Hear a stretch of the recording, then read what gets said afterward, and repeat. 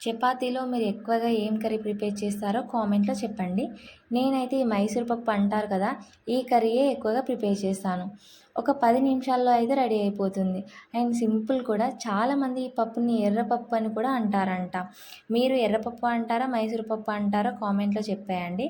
First అయితే ఇక్కడ నేను కడాయిలో ఆయిల్ హీట్ అయినాక కొంచెం జీలకర్ర, ఎండుమిరపకాయలు ఒక 2, కట్ చేసిన పచ్చిమిరపకాయలు, ఉల్లిగడ్డ ముక్కలు ఫ్రై చేసి, హాఫ్ స్పూన్ పసుపు, ఒక స్పూన్ అల్లం వెల్లుల్లి పేస్ట్ కూడా వేసేసి, ఒక 5 నిమిషాల ముందు నానబెట్టుకున్న ఈ మైసూర్ పప్పు కూడా వేసి ఒక 2 నిమిషాలు ఫ్రై అయినాక ఒక గ్లాస్ వాటర్ వేసుకుంటే పప్పు తొందరగా ఉడికిపోతుంది.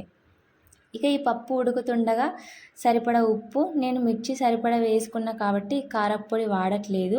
మీకు కావాలంటే వేసుకోండి. ఇక ఉంటే ధనియాల పొడి, కొత్తిమీర వేసుకుంటే కర్రీ రెడీ అయిపోతుంది.